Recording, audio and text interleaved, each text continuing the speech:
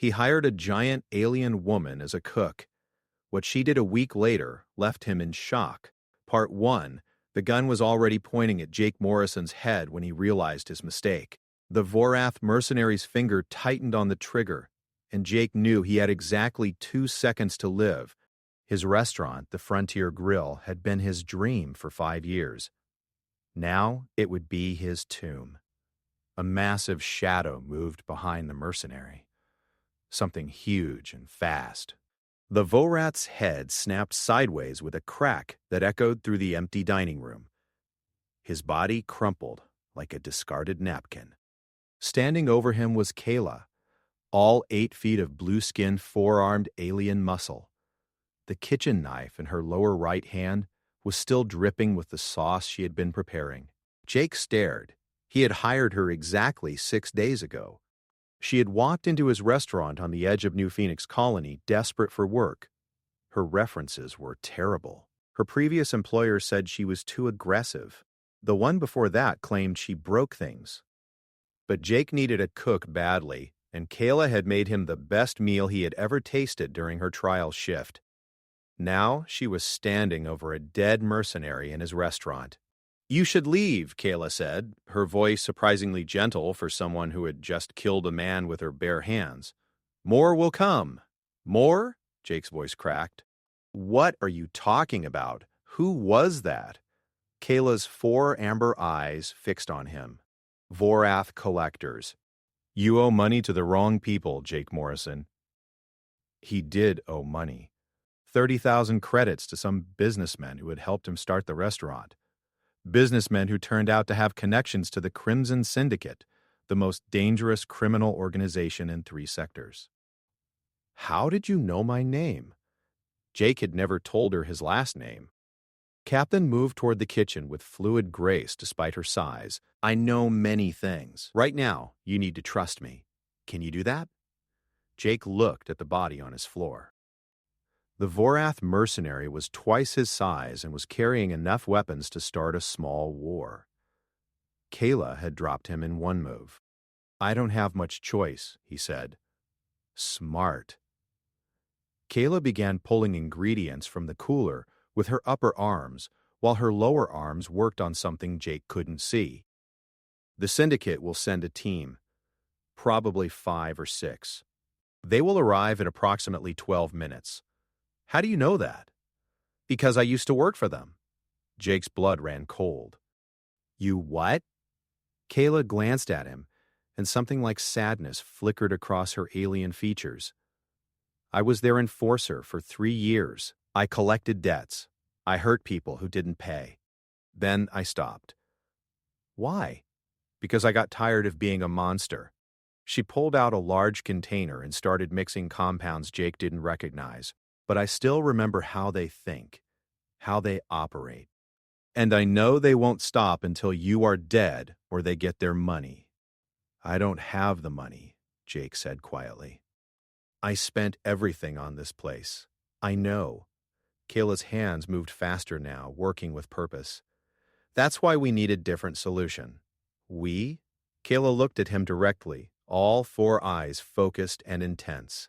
"You hired me. You gave me a chance when no one else would. You treated me like a person, not a weapon. That means something." Jake had treated her with basic respect. He had shown her how the kitchen worked, explained the menu, and paid her fairly. It seemed like the minimum any decent person would do. "So, what's your plan?" he asked. Captain smiled, and it was not a friendly expression. "We make them regret coming here." Outside, Jake heard the rumble of engines. The Syndicate team was arriving early. Part 2. The first vehicle crashed through the front window in an explosion of glass and twisted metal. Jake dove behind the bar as gunfire erupted, shredding the furniture he had spent months selecting. 3 Vorath mercenaries poured through the breach, their armor gleaming under the emergency lights that had kicked on. Captain moved like liquid death. She vaulted over the counter, her lower arms hurling the containers she had been preparing. They exploded on impact, releasing a thick purple smoke that filled the dining room. The mercenary started coughing immediately, their advanced helmets useless against whatever compound Kayla had mixed. She disappeared into the smoke. Jake heard screams, the sound of bodies hitting walls, and the wet crunch of bones breaking. When the smoke cleared 30 seconds later, all 3 mercenaries were unconscious or worse. Captain stood in the center of the room, barely breathing hard. "Stay down," she commanded, moving toward the shattered window. More vehicles were pulling up outside. Jake counted at least 4, maybe 5. This wasn't a collection team anymore. This was an assault force. "There are too many," Jake said, crawling toward her. "We need to run. Running won't help. They will track you across the galaxy." Ayla's amber eyes scanned the street. "Besides, I didn't spend 6 days learning your recipes just to let them burn this place down." A rocket streaked through the window. Kayla caught it with her upper right hand, twisted her body, and threw it back out before it could detonate. The explosion outside sent 2 more mercenaries flying. "You caught a rocket," Jake said stupidly. "I told you. I used to work for them. I know their tactics."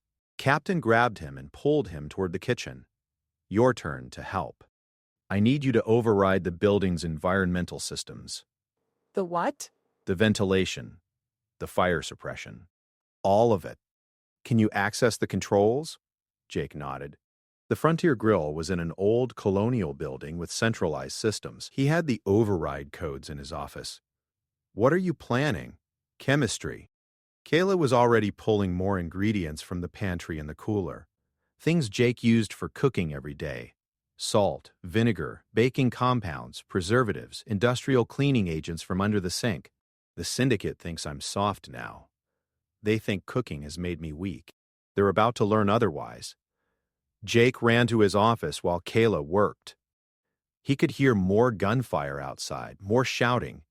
The syndicate was coordinating, preparing for a final push.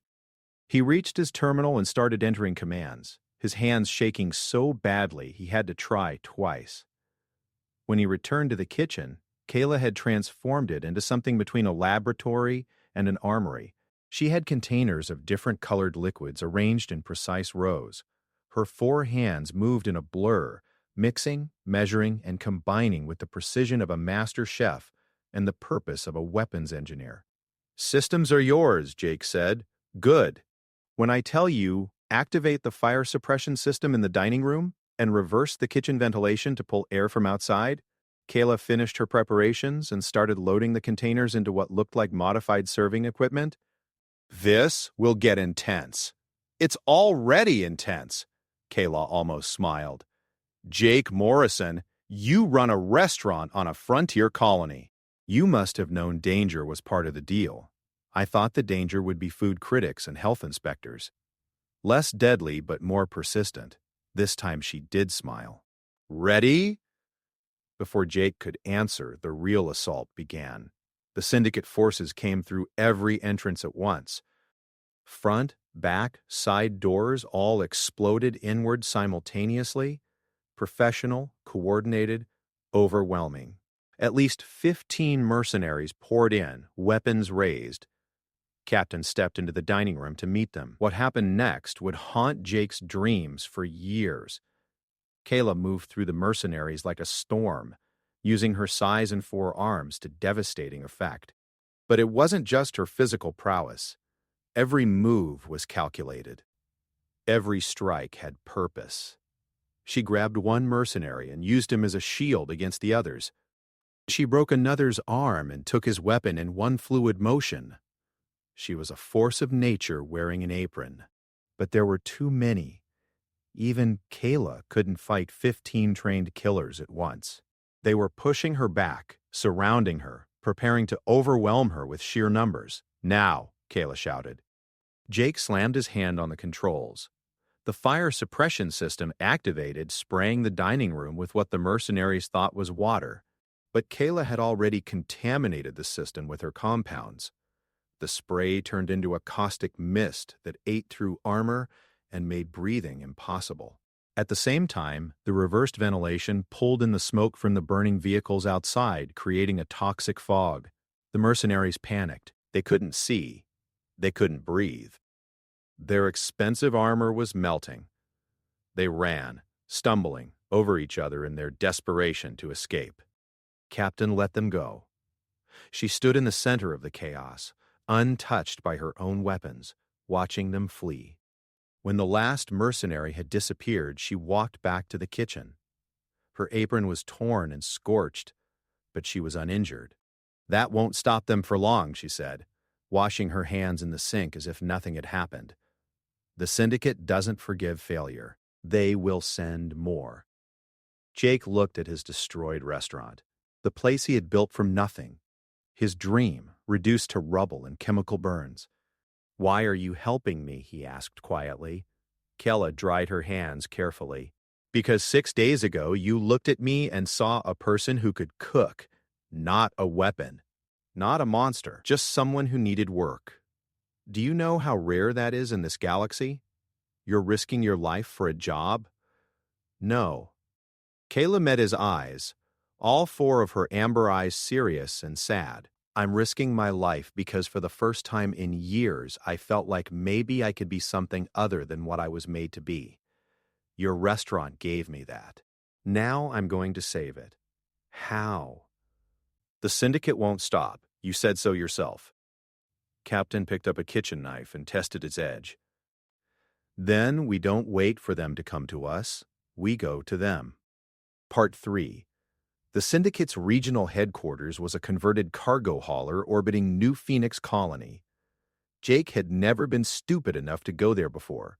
Now he was walking through its corridors with Kella, dressed in stolen mercenary armor, trying not to shake visibly. "Breathe normally," Kella whispered through her helmet. "You look guilty." "I am guilty. We just knocked out 6 guards and stole their uniforms. 5 guards. I only knocked out 5. You got 1 with that metal tray." Good improvisation. Jake had surprised himself with that. When a Vorath mercenary had come around the corner unexpectedly, his body had moved before his brain could object. The heavy serving tray had made a satisfying sound against the alien's helmet. They reached an elevator. Captain pressed the button for the command level without hesitation. The doors closed, and they were alone for a moment. "When we get to operations, I'll do the talking," Kayla said. "Your accent is wrong. They'll know you're not Syndicate." "What's the plan exactly?" "We're going to renegotiate your debt by walking into their headquarters and asking nicely." Kayla checked her weapons with practiced efficiency. "Not exactly." The elevator doors opened onto a wide corridor lined with armed guards. They looked at Kayla and Jake but didn't stop them. The stolen armor was working. They walked past offices and meeting rooms, following Kayla's confident lead. She stopped at a door marked Operations Center. Through the window, Jake could see at least 20 Syndicate members working at terminals and coordinating activities across the sector. At the center of it all was a massive Vorath in expensive armor, Commander Vex, according to the nameplate, the one who had approved Jake's debt collection. "Ready?" Kayla asked. "No." Good answer. She kicked the door open.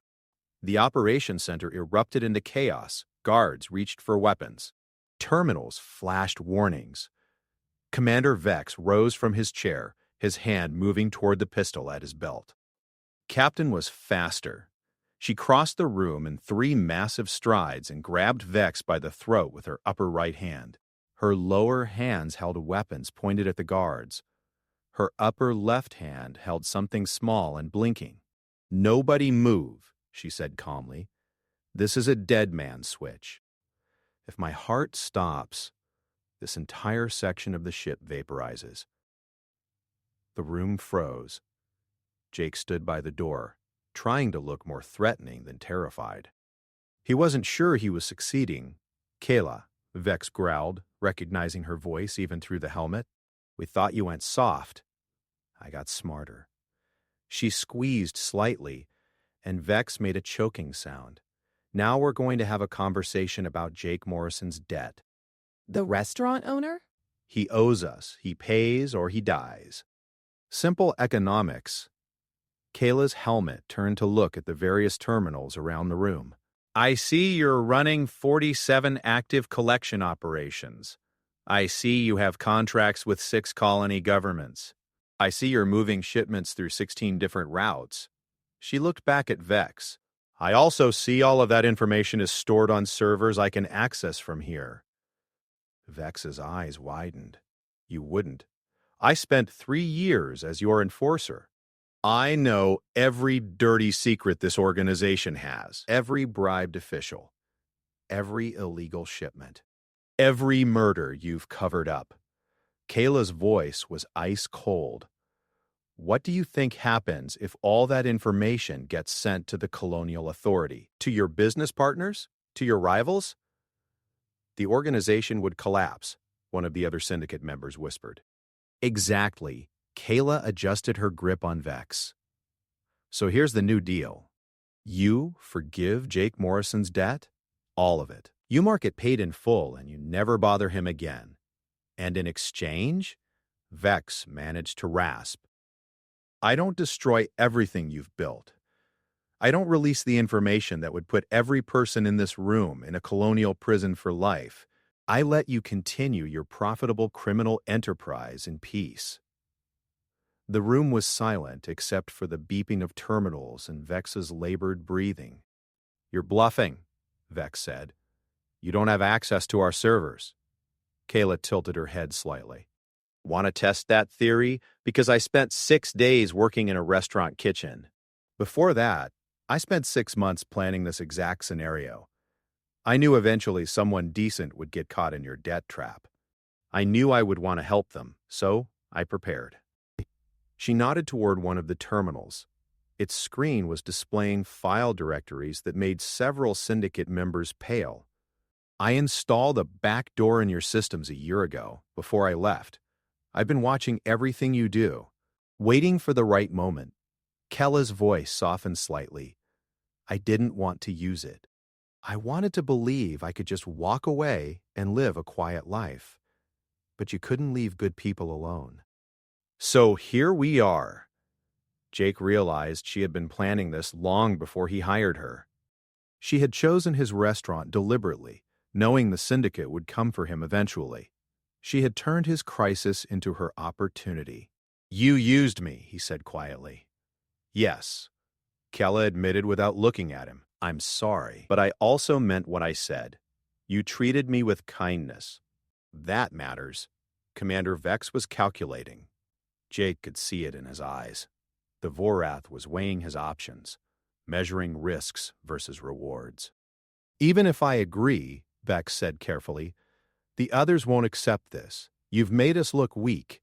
Then don't tell them. Kella released him slightly.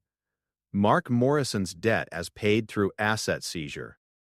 Say you took his restaurant. I don't care how you spin it internally. But he walks away clean.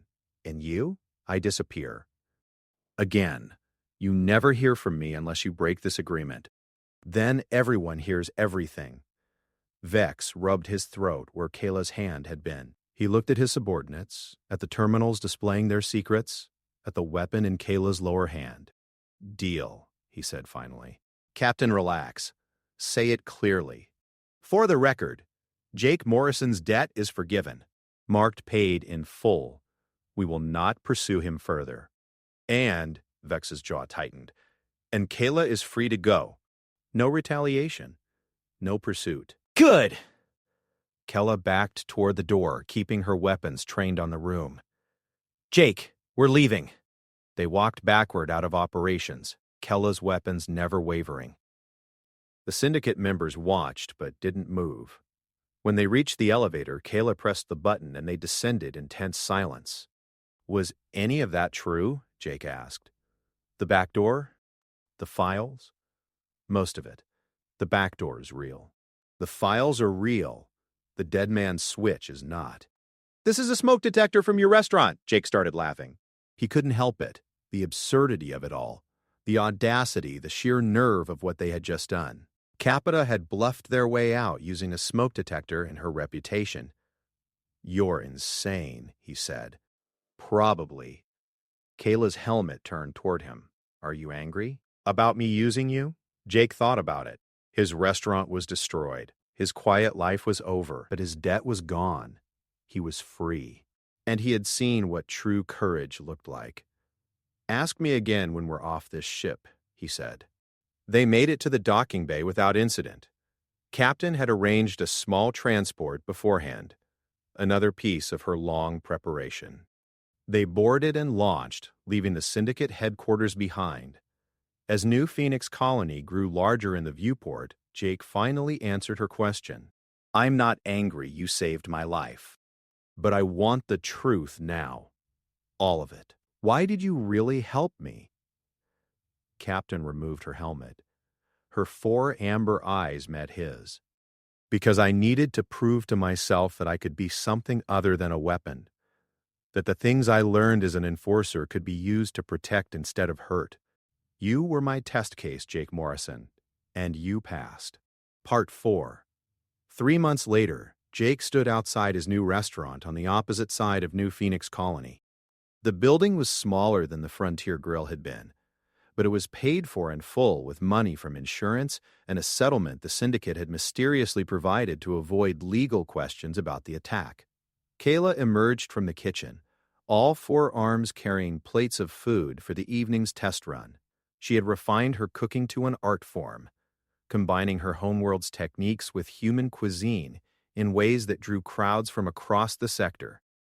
"Table 6 wants modifications again," she said, setting down the plates. "The doctor with the allergies. Tell him we'll make it work. We always do." They had rebuilt everything together. Jake handled the front of a house and management. Captain ran the kitchen with military precision tempered by genuine passion for the craft. They had become partners in the business. Equal shares, equal say. But peace never lasted on frontier colonies.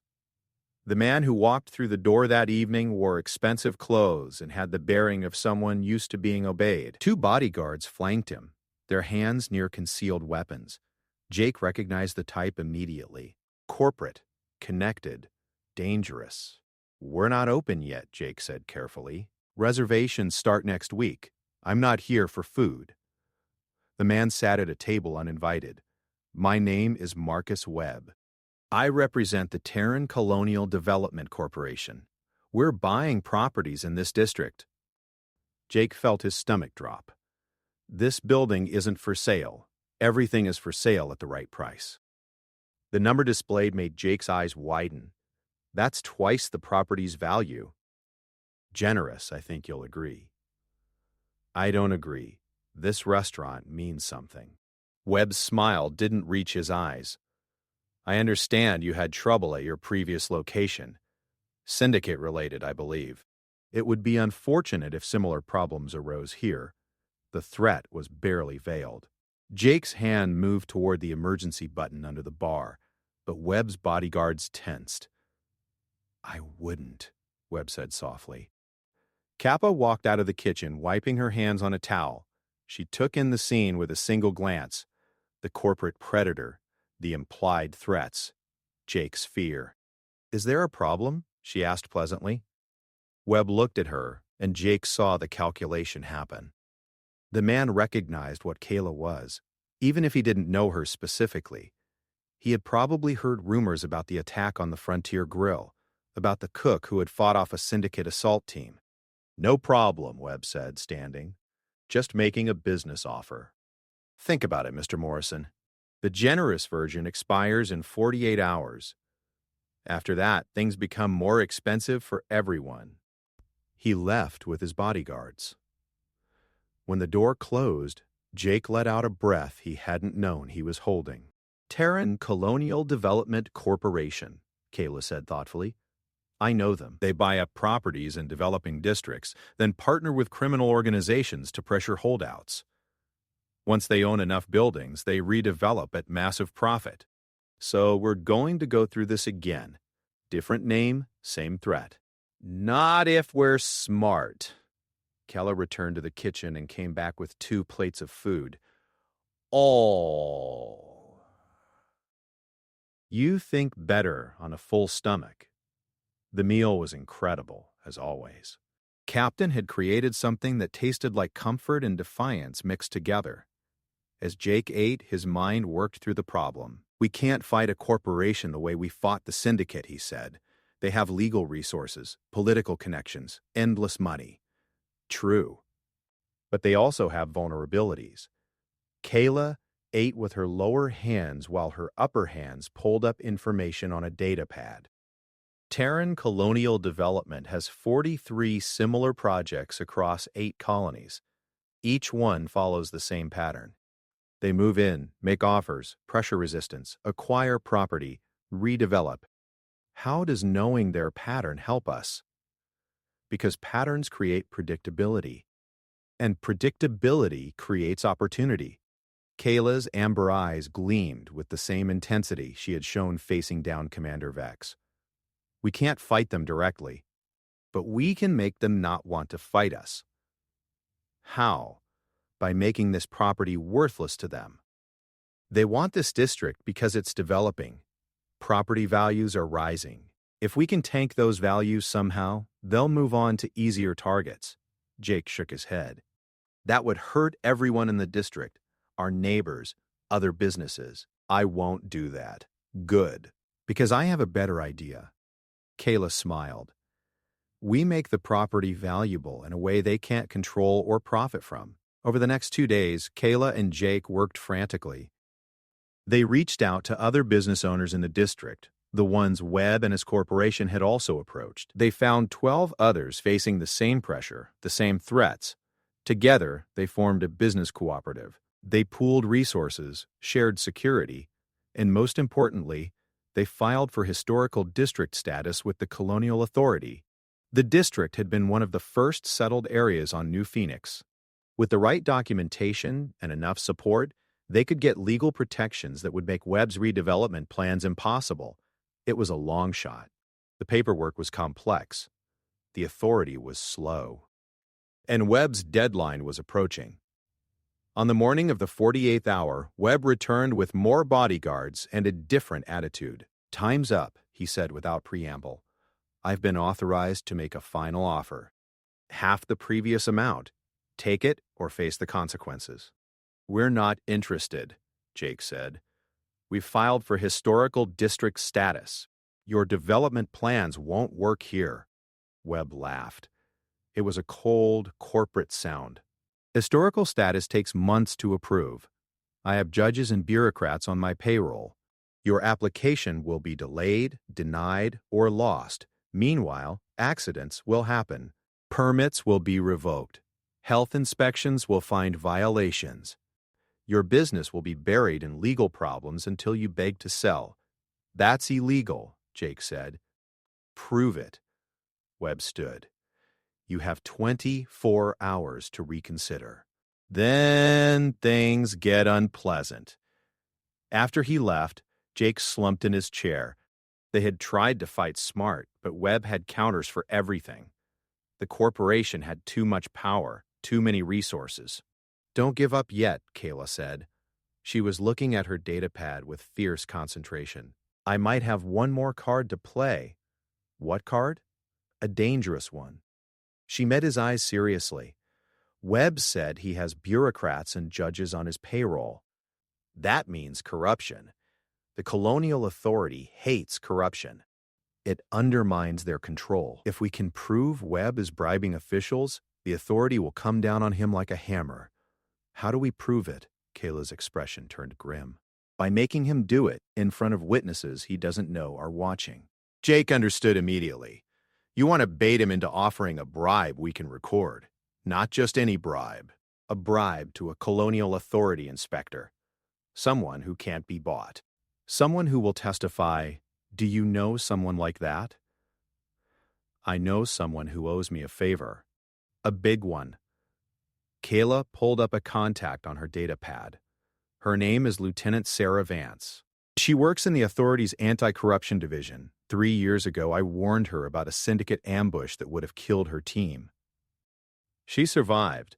She's been looking for a way to repay that favor ever since. Jake felt hope stirring again. Will she help? She'll jump at this chance.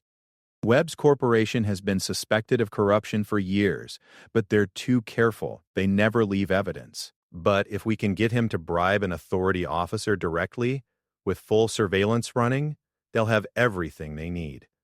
It's risky. If Webb figures out it's a trap, we're finished. Kayla nodded. Everything worth doing is risky, Jake. You taught me that when you hired me, despite my terrible references. Sometimes you have to trust people and take chances. Part 5, Lieutenant Sarah Vance arrived at the restaurant disguised as a building inspector.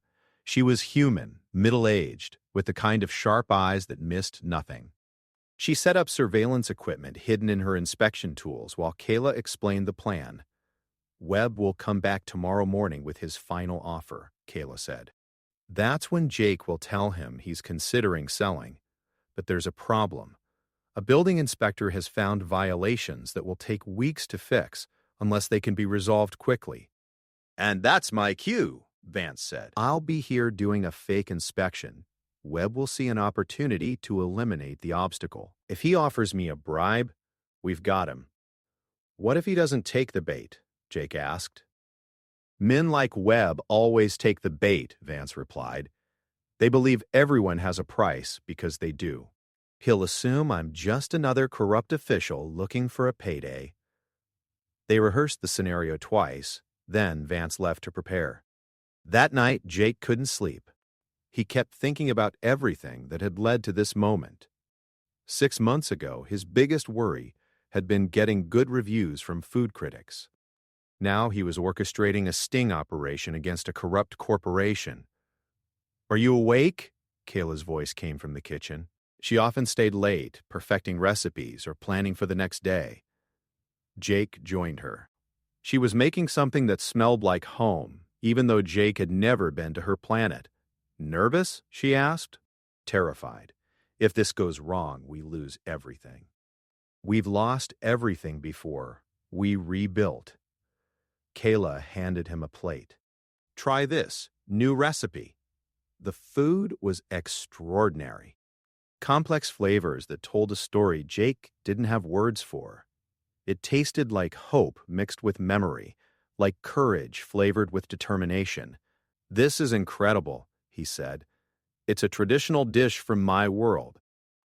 We make it before battles, to remind ourselves what we're fighting for. Kayla's 4 eyes reflected the kitchen lights. You and I, we're not so different. We both lost everything and had to build new lives. We both found something worth protecting in this little restaurant. I never thanked you properly for everything. You thank me every day by being a decent person who builds things instead of destroying them. That's rare in this galaxy. The next morning, Webb arrived precisely on schedule. He brought 4 bodyguards this time, a show of force meant to intimidate. Mr. Morrison, he said with false friendliness, I hope you've reconsidered my offer. I have, Jake said, following the script they had rehearsed. I want to sell, but there's a problem.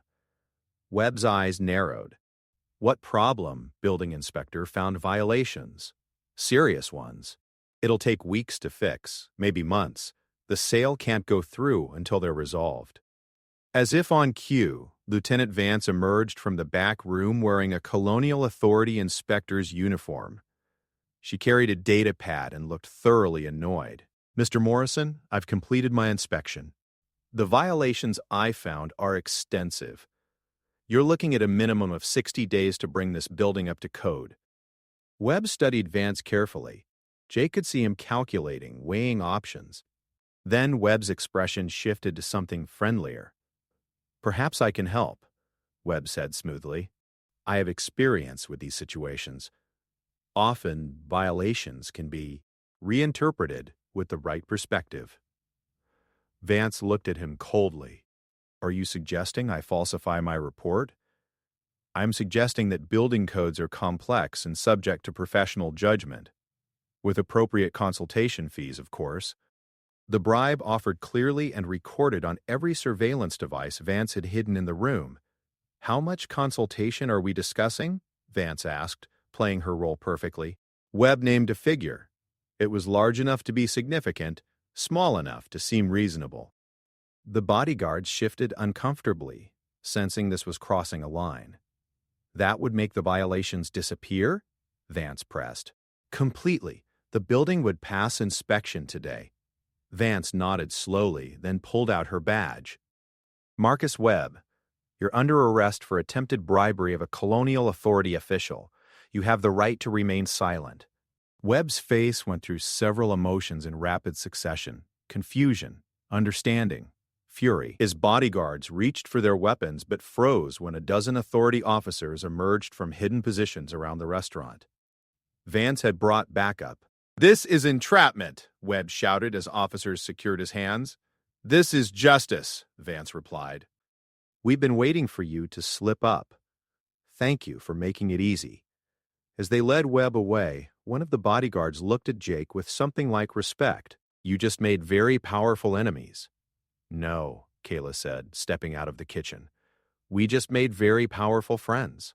The authority loves taking down corrupt corporations. She was right. Within hours, the news of Webb's arrest had spread across the colony. Terran Colonial Development Corporation's stock price crashed. Their other projects came under scrutiny. Colonial Authority investigators started looking into every deal, every bribe, every threat. The business cooperative's application for historical district status was fast-tracked and approved within a week. The district was protected. The small businesses were safe. Lieutenant Vance returned 3 days later, out of uniform, to have dinner. "I wanted to thank you both personally," she said. "Webb's arrest has exposed a network of corruption across 4 colonies. We're taking down judges, bureaucrats, corporate executives. It's the biggest anti-corruption operation in a decade." "We just wanted to save our restaurant," Jake said. "You did more than that. You reminded people that courage and cleverness can beat money and power." Vance looked at Kayla. "Where even now, the favor is repaid. Good." Kayla brought out the evening's special dishes. "Then you can pay for your meal like everyone else." Vance laughed and stayed for 3 hours, trying everything on the menu. Later that night, after closing, Jake and Keela stood in their kitchen surveying what they had built together. The restaurant was thriving. The district was safe. They had won against impossible odds twice now. "Do you think it's over?" Jake asked. "The fighting? The threats? Probably not. There will always be someone who wants what we have. But we'll handle it the same way we handled everything else. Together." Jake looked at his business partner, his friend, the giant alien woman who had walked into his restaurant 7 months ago claiming to be a cook. She had been so much more than that. She had been his salvation, his protector, his inspiration. "I have a question I've been wanting to ask," Jake said. "What? That first day when you made me the meal during your trial shift? It was the best thing I'd ever tasted. Was that real, or were you manipulating me?" Captain smiled, her 4 amber eyes warm in the kitchen light. "It was real. Cooking is the one thing I do that's completely honest. No deception, no violence, no hidden agendas. Just ingredients and skill and heart. That's why I love it. Good. Because I'm thinking we should expand. Maybe open a second location. Build something bigger. Ambitious. I like it." Kayla started cleaning the kitchen, her 4 hands moving with practiced efficiency. "But maybe we wait a few months. Let things settle down." "Agreed. Besides, I'm still learning some of your recipes. You promised to teach me that traditional battle dish. That's sacred. You have to earn it." "I think I've earned it. I helped you take down a crime syndicate and a corrupt corporation." Kala considered this. "Fair point. Tomorrow, after the lunch rush, I'll teach you. But you have to promise to treat the recipe with respect." "I promise." They finished cleaning in comfortable silence. Outside, New Phoenix Colony glowed with artificial lights against the darkness of space. Somewhere out there, new threats were probably forming. New challenges waited. But in that moment, in that kitchen, Jake and Kayla had peace. The restaurant opened the next morning to a line of customers that stretched around the block. Word had spread about the place that had stood up to corporate bullies and won. People wanted to support that kind of courage. They wanted to taste food made by the legendary cook who had fought off mercenaries and outsmarted criminals. Captain handled the rush with calm efficiency, her 4 arms creating culinary masterpieces at a pace that seemed impossible.